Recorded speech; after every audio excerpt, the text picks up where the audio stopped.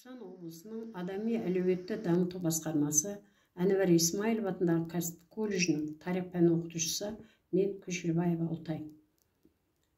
Бүгінгі сабағымыздың тақырыбы 1986 жылы Алматыдағы желтоқсан оқиғасы.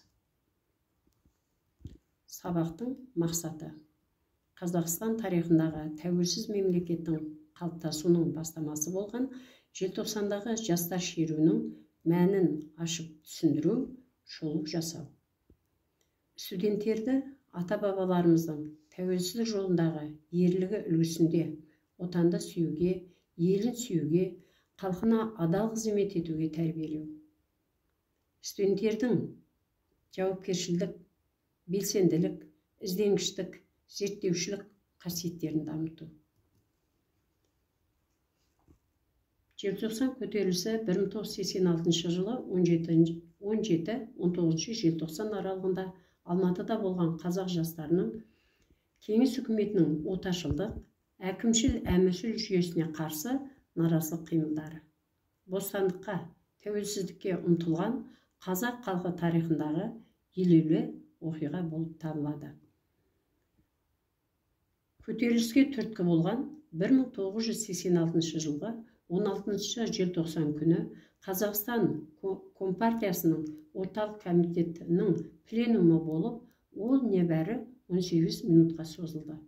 Негізгі мәселе Қазақстан Компартиясының бірінші хатшысы, Қазақстанды 20 жылдан астам басқарып келген Дінмұхамед Қонаевты орнынан босату еді. Қазақстан басшылығына Ресейдегі Ульянов облысының басшысы Геннадий Колбин тағайындалды. Қазақстанды басқару тағы да бұрынғы әдіс бойынша шешілген еді.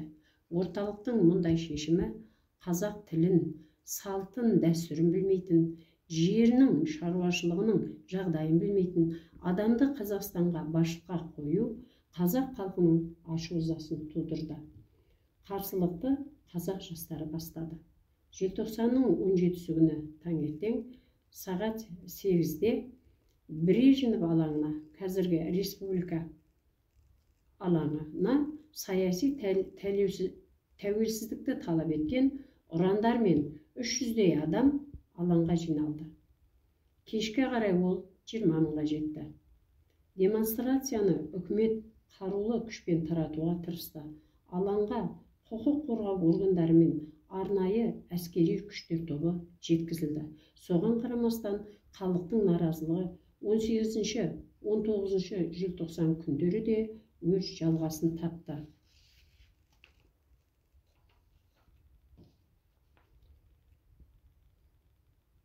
Кеңес үкіметінің ішкі істер министрлігінің бұйрығы негізінде дайындалған құйын 86 операциясы бойынша көтеріліс қатыгездікпен басып жаншылды. 18 желтоқсан күні алаңға қайта жиналмақ болған көтерілісшілерге қарсы әскер күші қолданылды. Көтерілісшілердің қалған топтарын ығыстыру үшін жедел отряд, милиция мен жасақшылардан арнайы топтар құрылып, қала көшелеріне аттандырылды.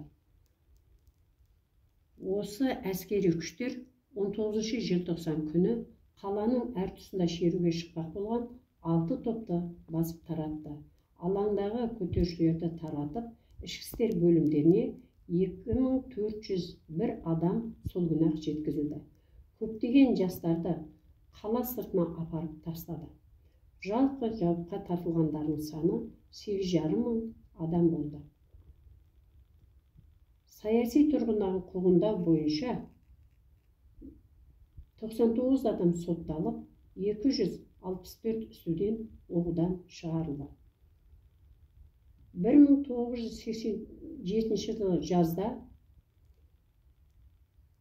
Кеңес одағының Коммунистік партия орталық комитеті қаулысы шығып, желтоқсан оқиғасы қазақ ұлтшылдығының көрінісі ретінде бағаланды. Желтоқсан оқиғасы қоғамның саяси өмірін демократияландыруға серпін берді. Желтоқсан көтерілісі ғасырлар бойы жиналған ашу-ыза жарылысы еді.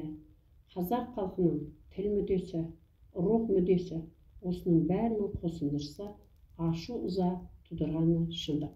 Желтоқсан көтерілісі Кеңес одағының құрамындағы басқа да бодан болған халықтардың оянуына себепкер болды. Желтоқсан оқиғасына ұлт-азаттық саяси қозғалыс деген баға беріліп отыр. Бұл қазақ тарихында ерекше орын алатын көтеріліс.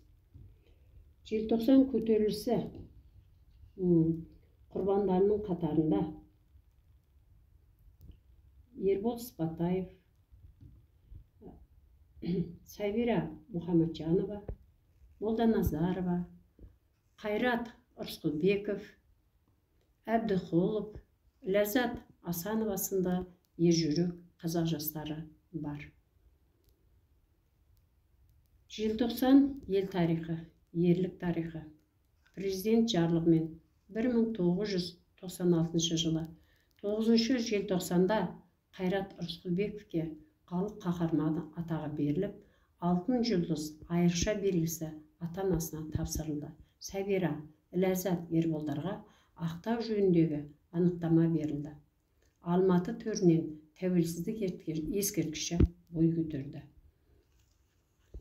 Қазақстан тәуелсіздігін алған соң желтоқсан көтерілісі туралы шындық қалпына келтіріліп, бұл жөнінде желтоқсан 1986 ер намысы, ел намысы жинақтары, тәбейдің мұзда жанған алау, Бейсқұловтың желтоқсан ызғары кітаптары мен желтоқсан газеті жарық көрді. Желтоқсан газетінің редакторы 3 жыл осы желтоқсан көтерілісіне қатысқан үшін түрмеде отырған Қасен Қожахмет еді. Сондай-ақ Алла-жар, Қызғыш қыз кинофильмдері түсірілді. Өкінішке орай, жасындай жарық еткен осынау желтоқсан көтерілісі уақыт қойнауына сіңіп алыстап бара жатса да, саяси тарихи тұрғыдан әлі де болса жан-жақты сараланбағаны рас. Бұл туралы еліміздің тұңғыш президенті Нұрсұлтан Әбішұлы Назарбаевтың «Ғасырлар тоғысында» атты кітабында былай деп жазылды. Күнделікті күйбеңмен жүріп, 1986 жылы желтоқсан оқиғасының тарихи маңызын толық дәрежеде бағалап үлгерген жоқпыз. Әділ айтылған тұжырым деп білеміз. Өйткені қасиетті желтоқсан біздің тарихымыздың бөлінбес бөлшегі. Оны білу, зерттеу, қастерлеу бәріміздің парызымыз. 1986 жыл желтоқсан оқиғасы тәуелсіздіктің, азаттықтың, демократиялық жаңғырудың бастауы болды. Ол жастар ар-намыс пен елдік рух жолында теңдікті талап еткен тегеурінді күш қайнарының тоғысқан шағы еді. Ел мен ұлттың тәуелсіздік құқын қорғау үшін бас көтерген жігіттер мен қыздардың бұл қадамы шын мәнінде ерлік еді. Міне осы қанды оқиғадан кейін 5 жыл өткенде Қазақстан тәуелсіздік туын тікті.